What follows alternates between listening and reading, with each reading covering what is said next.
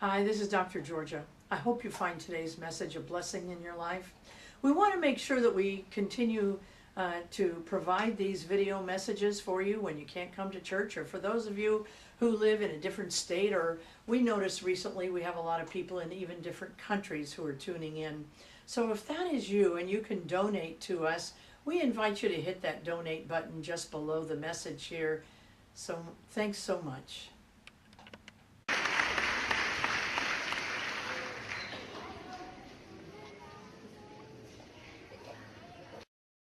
Spiritual does prepare ourselves. If you pray, I open my eyes to see the spiritual truth today. I open my eyes to see the spiritual truth today. I open my ears to hear the spiritual truth today. I open my ears to hear the spiritual truth today. I open my heart to receive the spiritual truth today. I open my heart to receive the spiritual truth today. The spiritual truth that I'm working with today is that we are always at choice. We are always at choice. Now, sometimes when we hear that, we can mistakenly believe that what we're hearing is that choice is always available to us. That's not what I'm talking about. I'm not talking about the fact that choice is always available to us. I'm talking about the fact that we are always choosing. We are always choosing. It's not like choice is available and we have a choice as to whether to take the choice or not. No, every time we're making a choice. We're making a choice to support our life, or we're making a choice to not support our life. We're not neutral. We're always making a choice. Hebrews wisdom in Joshua 24 says, choose this day whom you will serve.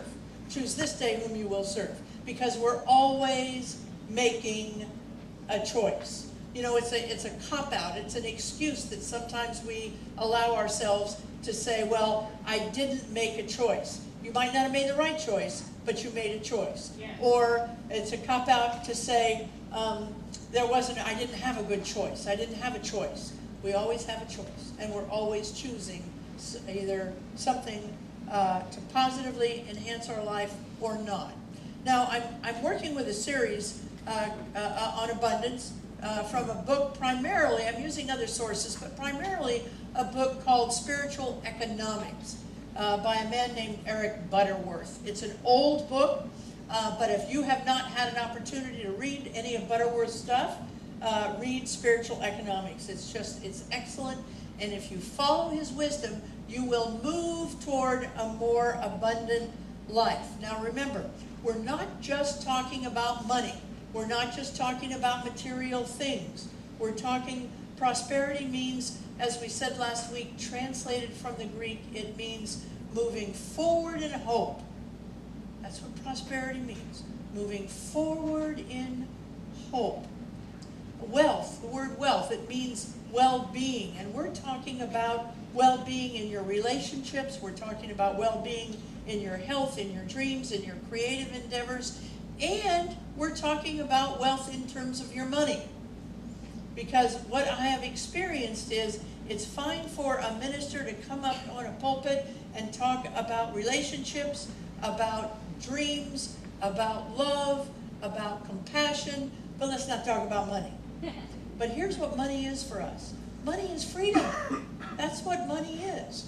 Money allows us to live where we want to live, to travel if we want to travel, to share with others if we want to share with others, to have a car in which you put the key in and it starts every time, every single time. That's what money does. It allows us that kind of freedom in our lives. It allows us to look at different healing modalities that might really enhance our life, but our insurance doesn't cover it.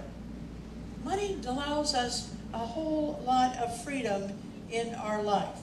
Last week we said that prosperity started in consciousness, and that's true of everything, not just prosperity, but everything starts in consciousness, including prosperity. So this series is really designed to open up your receivership consciousness, because God's done God's job. Everything God's ever going to give you, God has already given you.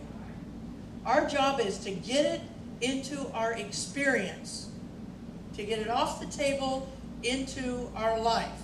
And to do that, we have to enhance our receiver consciousness in our life. Butterworth says that prosperity, both economic and in every area of your life, is a matter of addition or subtraction.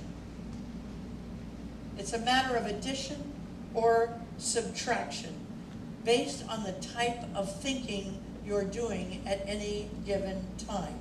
You're either adding a positive to your life, which is adding good to your life, or you're adding negative. He looks at it this way.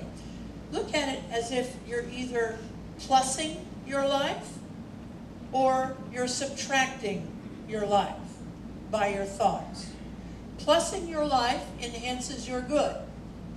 Subtracting your life, in other words, getting involved in worry and fear, is subtracting from your good. He said we're either always constantly plussing or we're constantly minusing. And I invite you this week to take an inventory of your life. Are you plussing? You have an issue in your life, and you begin to think about that issue. Are you plussing or are you minusing based on what it is that you're thinking in your life? You know, plussing will add to your good faster than inflation. Minusing from your life will subtract from your good faster than inflation erodes $1, he says. And plussing in your life will add to your good faster than the bank can compound your interest in your life. We want to lose this idea that we have to do something for God to give us something. God's already given all of it to us. We want to get rid of the idea that there are lucky people and unlucky people, that there are lucky situations and unlucky situations. There's no lucky people, there are no unlucky people. There are no lucky situations, there are no unlucky situations. It is all a matter of consciousness in our life. And when we work with that, God's delivery system, and we talk about this a lot, when we work with spiritual principles that are laid out, that are learnable, that are repeatable, we can begin to have what other people call miracles and what we call all in a day's work. Because that's how God looks at it. There are no miracles. There's just all in a day's work. But here's what has to happen. We have to change our mind. We have to take charge of our mind in order to be able to accept and receive God's bounty in our life. So if you have any squatters between your ears, you have to evict them now. You have to let them go. Bye-bye. I don't need you here anymore, thank you. I'm only going for a prosperity consciousness. So if I have the ear of my mother who's been gone 30 years still in there, I'm sorry, no more squatting, you have to leave now. Thank you for visiting. Bye-bye. You can't come here anymore. See, when we change our mind and we begin to attach ourselves to some positive and loving thought, we become secure in our conviction that God is our source and our supply. When that happens, jobs begin to open up. Parking spaces begin to open up. Healing begins to open up. All of those things begin to open up simply by virtue of the fact that we've shifted into a positive consciousness. Now, I want to really run through very quickly one of the concepts that he talks about in this book is the power of visualization. Now, for those of you who are joining us today and you're not quite sure how visualization works, it works this way. You create a movie so that the end of the movie reflects what you want to happen. The end of the movie reflects what you want to happen. That's the power of visualization. And that's what we have to train our mind to do. He talks in the book about we sometimes we see a calamitous situation in our life, a big bill we didn't expect, or disharmony in our marriage or something, and he talks about it in terms of we want to do something to make it right. We want to do something. He said, stop trying to do right and start trying to train yourself to see rightly. See rightly. See at the end of the situation as a positive outcome in your life. Sounds simple, you've all heard it, but we don't do it. We get hooked into being worry and worriers. And once we become a worrier about something, you have just nailed the end of your vision to a negative outcome.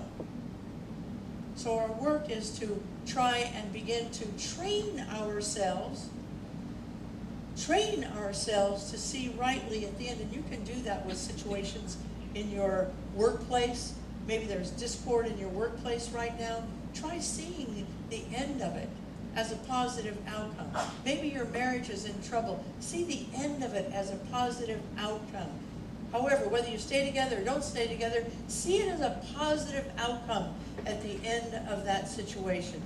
As frustrating as it has been for most of us, and I suspect all of us in this room, to see what's gone on in Charlottesville and then hear the President of these United States talk about celebrating a culture of racism and bigotry by calling those monuments to those things as beautiful, believe me, it has moved us. There is a positive thing. He said, look, Butterworth says, when you see something negative, look at it long enough until you can see the face of God in it. Not the face of doom, but the face of God in it. And so I began to do that with this situation with Mr. Trump and Charlottesville. Where is the face of God in this? Well, I'll tell you what I found the face of God is. We stopped being complacent. How many of us have driven by those monuments, either on vacation or where we lived, and we saw those monuments and we thought, oh, that's terrible. We just kept driving. We can't do that anymore. Now we're moved to say, look, either oneness of all beings is true, either equality of all God's children is right. We need to stand up and in some cases act up to make sure this is over. Racism can end. But in order to do that, we have to see rightly at the very end of it in our life. And if we can begin to see rightly, things will begin to change. We have to retrain our mind. Now, you've all heard me say there is in the universe a vast pool of substance that is unlimited. We can't even imagine how vast this pool of substance is. And it comes to our benefit, to our good, to our abundance by our thought. In other words, we can create a mold for this substance that's positive, or we can create a mold for this substance that is negative. The substance only comes to us through the mold of our thought. So if we want, and God doesn't judge. God says, well, maybe for your benefit, maybe your soul is calling for your job to get worse, or your marriage to get worse, or your children to have more trouble. Maybe no. You have the option of changing that mold by your thought. Positive marriage, pouring in the mold. Negative marriage, pouring in the mold. Lots of money, pouring in the mold. Using my overdraft protection, pouring in the mold. Getting healthy, pouring in the mold. Always going to have problems with my hips, pouring in the mold. It's up to us.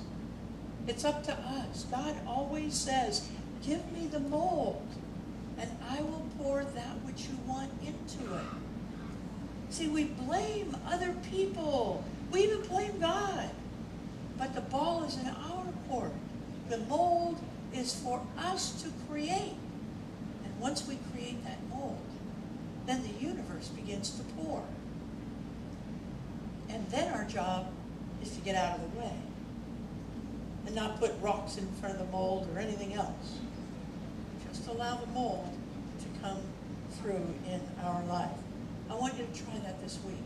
I want you, when you think of a worry that you have about something, and God bless you if you don't have any worries. I'm going to think of a worry that I might have, And usually I make them up, but they're still worries. I mean, they're still, I still worry about them. I'm going to try this week. Oh, how many people are going to come to Saturday night? Are there only going to be 3 people Saturday night? Oh, what's going to happen Saturday night? I'm I'm going to see this place full on Saturday night. But it takes work. We have to practice. We have to practice with our mind. I'm going to leave you with a quick story. There was a University of Chicago did a story on some, I'm assuming they're men, but I don't know who they are. They're people. They did a story on 30 people. And what they did was they brought them in and they tested their ability to shoot baskets. And they broke them into 3 groups. And so group number, they tested how well they shot. And at the end of the test, they said to 10 of the guys, or people, you go and you practice shooting hoops 1 hour a day for 30 days and come back. The second group of 10, they said, you just go on. Don't worry about it, come back in 30 days. The third group, they said, we want you to sit down for 1 hour for 30 days, and we want you to imagine yourself shooting hoops successfully. Imagine it. Well, they did. They all came back in 30 days. The people who were told just go home, they didn't do any better than they did the first time. The people who shot 1 hour for 30 days, they improved by 24%. The people who visualized, imagined having success, shooting for 1 hour for 30 days, they improved by 24%. Now, wouldn't it be to our advantage to take an hour instead of scurrying around doing? Wouldn't it be to our advantage if we just spent an hour visualizing success in our lives? Just test it out. Yeah. Don't even assume it's true. Test it out. See if it's true in your life. You know, spirit is a great thing, and spiritual teachings are a great thing. But if they just stay up here, they're not going to help us. They have to get into here and into our hands and arms, and we have to actually work with them in our life. So I encourage you to do that. Knowing there's only one power, it's the power of love, and it runs right through us. And I just say that every week because it's true. That's all I have to do is allow love. I don't have to manufacture love. I don't have to make love. I just have to allow it to run through me without any interruption. And when that happens, life changes. Life changes. I give thanks for that. I release this word into the law. Together we say,